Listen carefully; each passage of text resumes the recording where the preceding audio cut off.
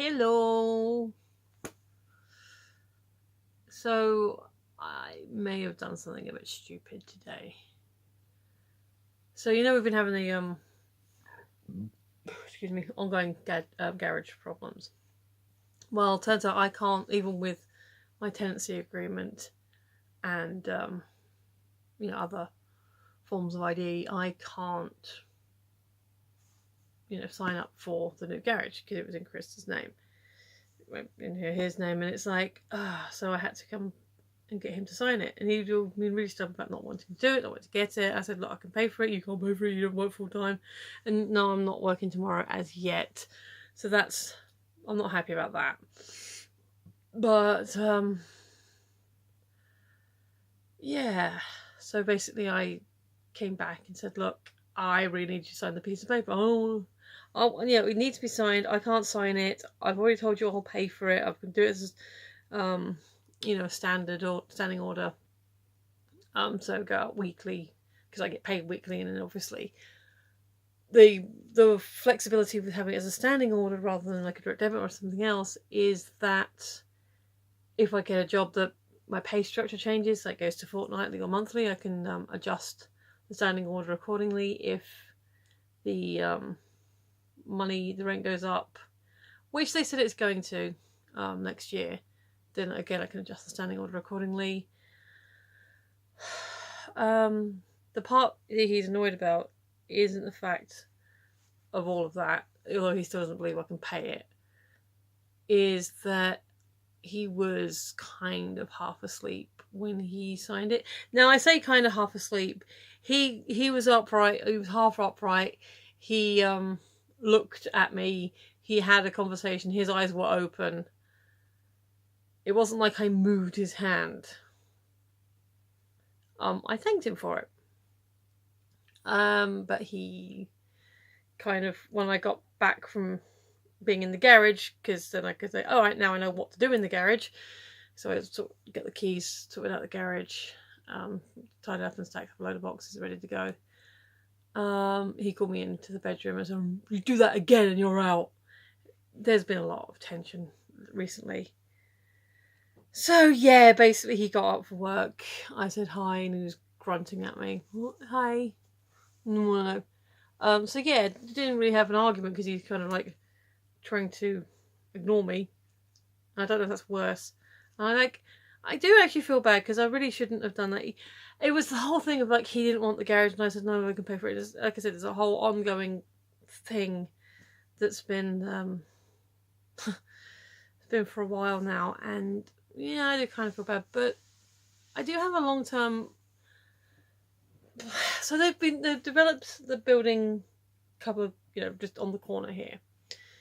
They're obviously taking the garages, which is the whole point. It's an abandoned building. So like you got the new build Vista Towers, you've got the old police station, then you got the garages, then it's us, then you've got a health centre and library, and there's like another clinic that side, and there's a whole thing over that way. And apparently this whole area is under development, and including the town, which is, back that way. And it's not for the first time. There's rumours going around that this building, something could happen with it. Either it's they build on top of it, they do something. I don't know. There's talks that if they're gonna develop everything else, then something will happen to this building. And if that's the case, then, we probably will have to move because we won't have a choice because there won't be a building for us to live in.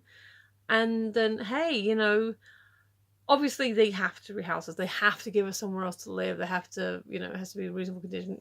I think it has to be comparative quality to where we live as well, I think. And in the meantime, so I don't know how long that process between initial consultation and this is the last possible day you can live here, you have to move out today.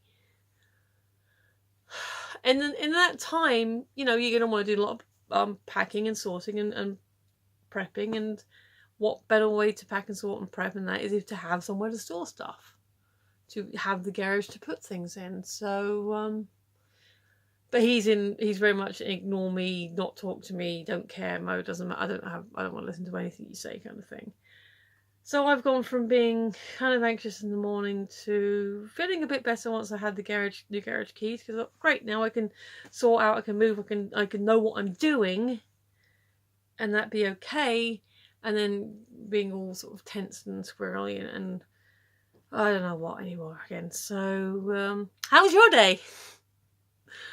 On a happy note, it is Aaron's birthday today.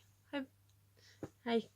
And I sent a tweet shout out to him, and I said, "Hey, Mad Aunt Tabs," which actually Aaron calls her Crazy Aunt Tabs. This is Tabitha St. Germain, who, amongst other people, is the voice of Rarity and Luna in My Little Pony, and who just does tweet the craziest stuff. So basically, she tweets really random stuff, and then he retweets or gives comments, and he nicknames her Crazy Aunt Tabs, which she seems to like. Because I saw him using it, but I thought that was just a thing that existed. But apparently, he invented it, or he was like, as far as he knows, he's the first person to use it. And I was like, hey, Mad Aunt Tabs, any chance of a shout out, a birthday shout out for your favourite nephew? And a little while later, there was a message came through. Hey, happy birthday, Eric! You magnificent subtweeter, you. And I was like, Aaron. She was like, whoops, cough, Aaron. So she corrected the little error there. So not a entirely terrible day. Yeah. Screw it. Should we do the question? Let's do the question. We'll be okay.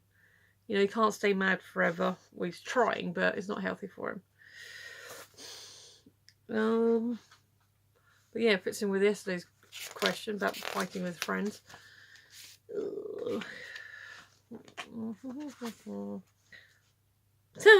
What's the best surprise you've ever received? I don't know. My first bike, the first bikes we ever got, they were a Christmas present. But that was an awesome surprise because we didn't know we were getting those. I don't think you even asked for. I can't remember if you asked for them. So there's that. Best surprise. Adam buying me Christmas. Started buying me Christmas presents. So again, I mean, I guess we've got to get out the present thing. So this was a nice surprise because I didn't know what to expect when I opened the box. So this was a nice surprise. Biggest surprise I've ever received. The best surprise. I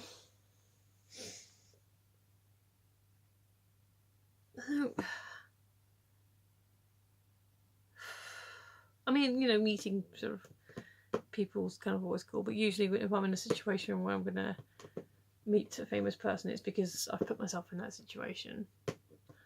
Like going to events where people are going to be.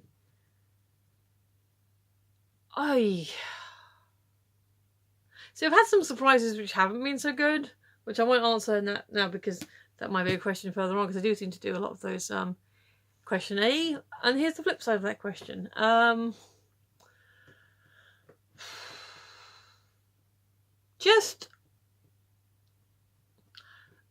There's been a few times when I've it's been an event again like Christmas or my birthday, like my 40th especially, and coming around to the families and seeing a huge pile of presents, just for me. That was nice. That was a cool surprise. And then some of the things that were in it. God, I'm materialistic, aren't I? Maybe that's why having the garage is such a big deal to me. I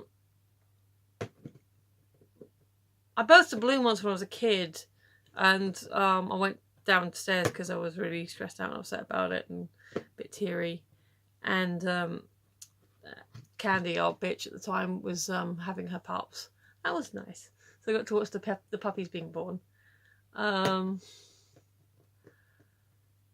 I don't know. I mean, maybe when I was a kid, being told that I'm going to be a big sister.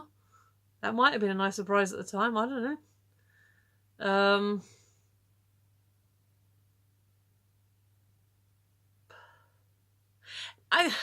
Erin following me was a nice surprise. I don't know if that's the best, but having someone that you have liked for a long time follow you, and then eventual friendship, that means a lot to me. So I know this week again call that a surprise, but yeah, it was awesome. There probably are some cool things that have happened to me that like, oh, that was a cool surprise. But no, to call it best, or situations where I probably created it myself where it wasn't necessarily a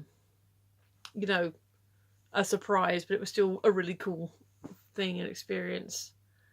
Himself getting tickets to the Lion King, that was a cool surprise. That was like, I didn't know he was going to do that. It was a work trip thing, but yeah, that was fun. So yeah, still gonna happy. Getting tickets to see Lion King live.